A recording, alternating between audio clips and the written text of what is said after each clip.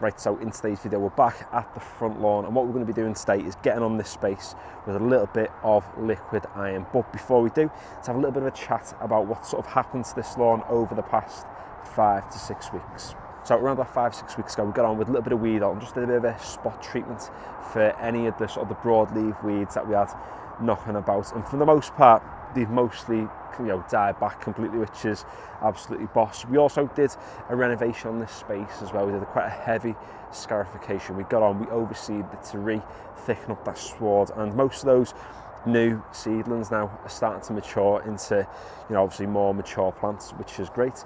And it's had one application of an autumn winter fertiliser too. Obviously now being right in the thick of autumn, it is the perfect time for it, because there's a little amount of nitrogen in that feed, which isn't going to produce tons and tons of growth, because you don't want the grass wasting the energy on that process at the moment, but it's really good for the root development. So that leads us on to the liquid iron that we are putting down today, and this is the iron product we're going to be using today, which is just A1 Lawns soluble iron. Now I did have a quick search on their website before. I don't know if it's the fact that they don't sell it anymore or the fact that it's just out of stock, but I couldn't find it. So if they don't sell it anymore, happy days. You can just go on Google, search for soluble iron for your lawn or liquid iron product. You'll find something very, very similar. Obviously this is the granular form, so you are going to have to dissolve it before you put it into your sprayer, but getting the pre-mixed stuff, all this is absolutely fine. You can adjust the concentration of it regardless of what you go with. All the iron products are very similar, and it comes to that sort of key question that I've been banging on about in the last few videos on this channel, and that's why it's so tempting to just do something to your lawn for the sake of just getting out there and putting any old product down. And I know some people do like to get out on a regular basis and do things to the lawns, obviously me included, but I'm not just putting this down for the sake of it. And the first reason is the fact that iron acts as a colourant for your lawn. If I just bring you in a little bit closer now, I mean, with the sun out at the moment, the grass looks fairly green, doesn't look too bad. But if I bring you in close, I'm not sure how well it picks it up on camera, but there's quite a bit of yellow and a sort of discoloration within the sward, and putting iron down onto this lawn is just going to deepen that green colour much more than it already is.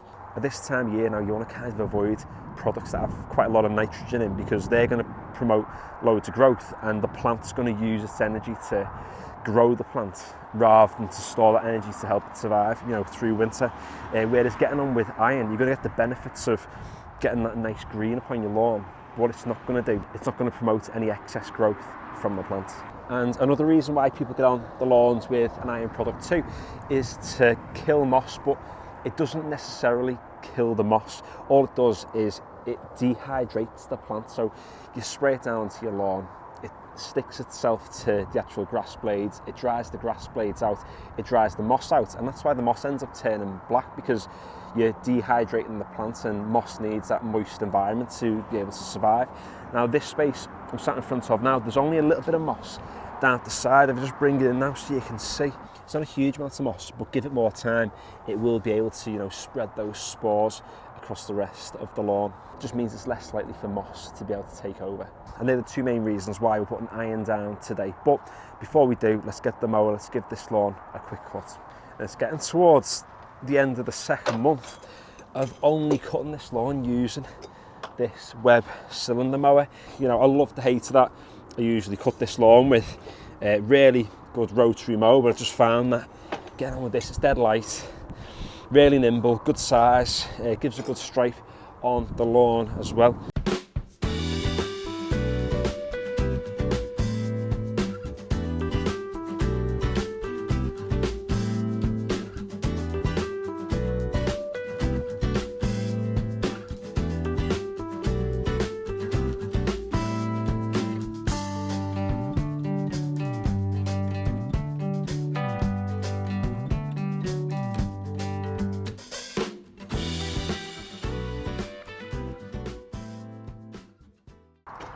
There we go. I think for October, the stripes aren't too bad. So first things first, just make sure that you got the appropriate clobber on. So pair of wellies, pair of gloves, you don't want to be getting all this over yourself. This has a couple of different application rates, the higher end of it being 5 grams per square metre. So that's what I'm going to be going with today. I've got around about 15 square metres, give or take. So I'm going to get on with around about 75 grams of the iron. Make sure you don't get it on your hard surfaces either, because if this gets on the patio and gets wet and then dries, it's going to stain with a horrible yellow iron stain. There we go, 75 grams of the stuff. And what you can do now is chuck it straight into your sprayer, but usually what I do, just put a little bit of water in there, mix it up, try and get this to dissolve as much as you can before you put it in your sprayer, because otherwise the actual granules, if they're not dissolved properly, can clog your sprayer, and then that can lead to like uneven distribution of product.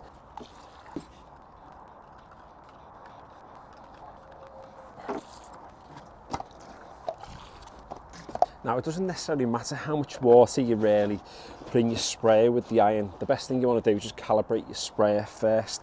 Have a quick Google, it's quite straightforward to do. Whether you just do one pass across the lawn or two, just make sure you put on the right amount of product down and not over applying. So don't worry about putting the amount of water in that this tells you to, because sometimes you can end up doing about 3 or 4 passes of your lawn, depending on sort of how much water your sprayer distributes in one go. There is a bit of a slight breeze today, which isn't ideal when you're spraying any product onto your lawn, particularly not something that can stain sort of the hard surfaces. The weather over the past few weeks has been absolutely awful, so getting a fairly dry day to record a video has been tough going.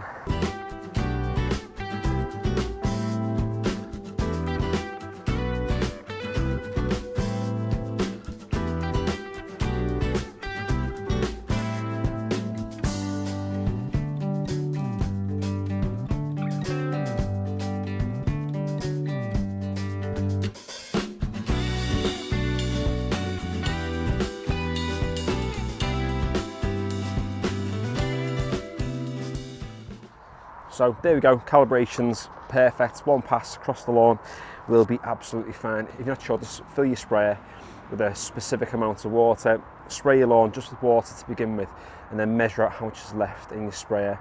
Work out the difference, obviously that's how much then you've applied down onto your space, and it's all you'll need when it comes to putting your iron down. It's always better to get on with a liquid iron rather than a granule iron, because the way it works is, like I said before, it dehydrates the plants, it dehydrates the spores, any moss that you've got knocking about. So you want to actually stick to the actual blades of grass and also to those moss plants. If you put it down as a granular form, then it's going to go into the soil. It's not going to be anywhere sort of near as effective as what it's going to be in liquid form. So the name of the game now is just to wait and let the iron do its thing. You are going to see fairly instant results. You should see some by the next day, but particularly after about 2 or 3 days, you'll see a decent green up on your space. So thanks for watching today's video. If you enjoyed it or if you found it useful, consider giving the video a like, and if you'd like to follow along with any more videos like this, I've got lots of lawn renovation stuff on this channel, lots of lawn care tips, not from an expert but from just a regular fella who comes out and takes care of the lawn every so often. Then consider subscribing if you haven't already. And finally, thanks for watching. And those who have been subscribed for a while will know this space is always a bit of a mess on this side of the garden. I put a bent fescue strip down when I actually turfed the back lawn earlier this year, and I've done absolutely nothing to it. I've not cut it, I just literally laid it over the naff bit of grass that was already there.